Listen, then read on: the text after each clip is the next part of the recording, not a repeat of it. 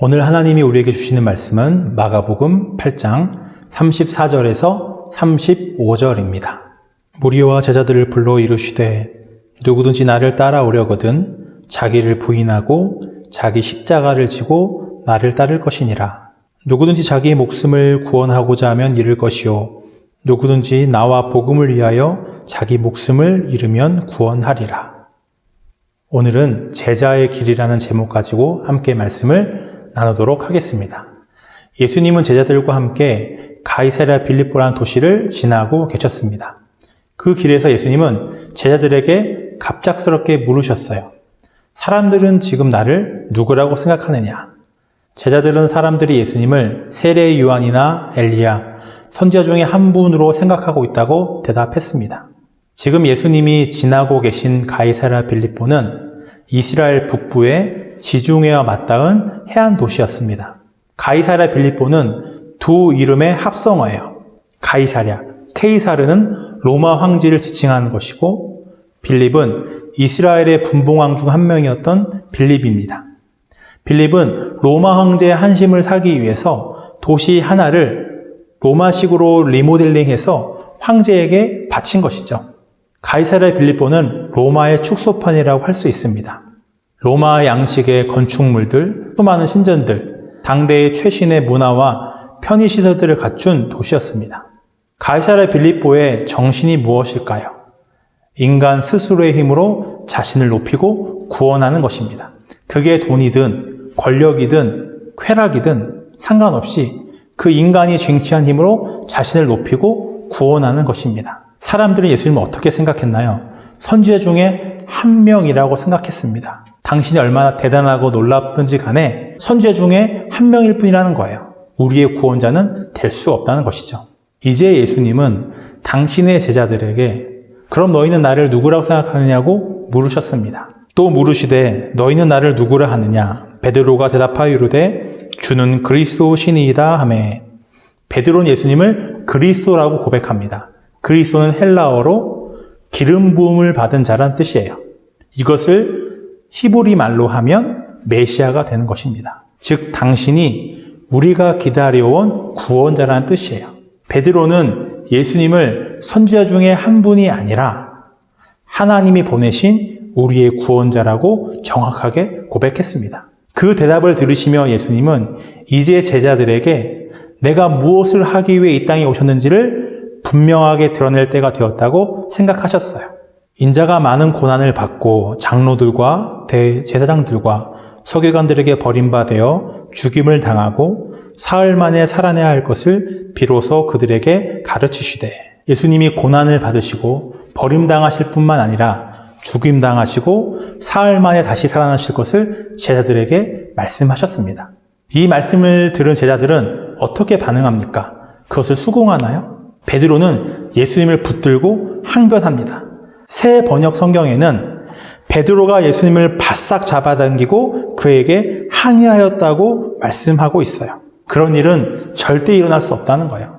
내가 일어나지 못하게 하겠다는 것이죠. 다른 제자들도 베드로와 크게 다르지 않았습니다. 그런 제자들을 보시며 예수님은 베드로를 꾸짖으셨어요. 사탄아, 내 뒤로 물러가라.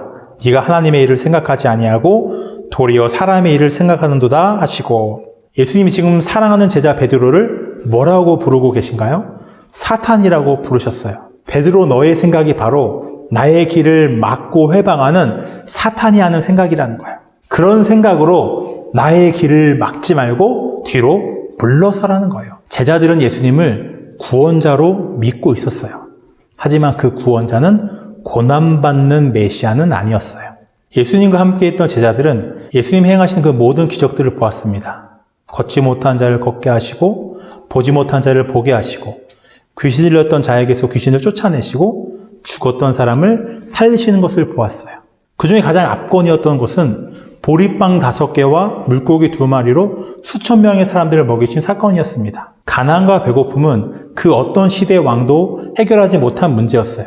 근데 예수님께는 그 가난을 해결할 능력이 보였던 것이죠. 사람들은 그런 예수님을 향해 열광했습니다. 제자들은 예수님이 예루살렘에 입성하시면 자격 없는 왕들과 부패한 종교 지도자들을 몰아내시고 이스라엘의 왕이 되실 줄 알았어요. 백성들을 규합해서 로마 군대를 몰아내시고 잃어버린 이스라엘의 영광을 되찾는 그런 위대한 왕이 되실 줄 알았어요. 그럼 자기들은 어떻게 되는 거예요? 그 권력과 영광의 자리를 한 자리씩 차지하게 되는 것이죠. 제자들에게 예수님은 마치 로또 당첨 번호와 같았어요. 3년 동안 따라다니라 고생했고 이제 당첨금만 찾으면 되는 순간이었어요. 제자들은 예수님을 통해 자신들이 높아지려고 했습니다. 자신들의 영광을 추구했어요. 가이사랴 빌립보 사람들이 추구했던 영광과 크게 다르지 않았습니다. 단지 그것을 돈과 로마 황제를 통해 얻는 게 아니라 예수님을 통해 얻으려고 했을 뿐이에요. 예수님은 누구신가요? 영원 전부터 하나님과 함께 계셨고 하나님 아버지와 동일한 영광을 받으시는 하나님의 아들이세요. 그런 하나님의 아들이 자신의 영광을 포기하시고 낮은 인간의 몸을 입고 이 땅에 내려오셨어요. 자기를 낮추시고 고난과 죽음의 길로 향하셨어요. 왜요? 자신보다 하나님을 높이셨기 때문입니다.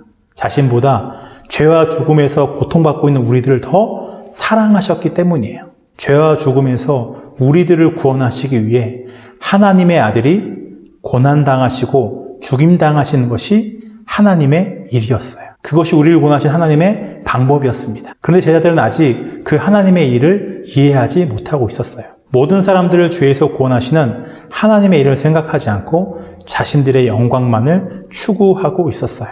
그런 제자들을 보시며 예수님 말씀하십니다.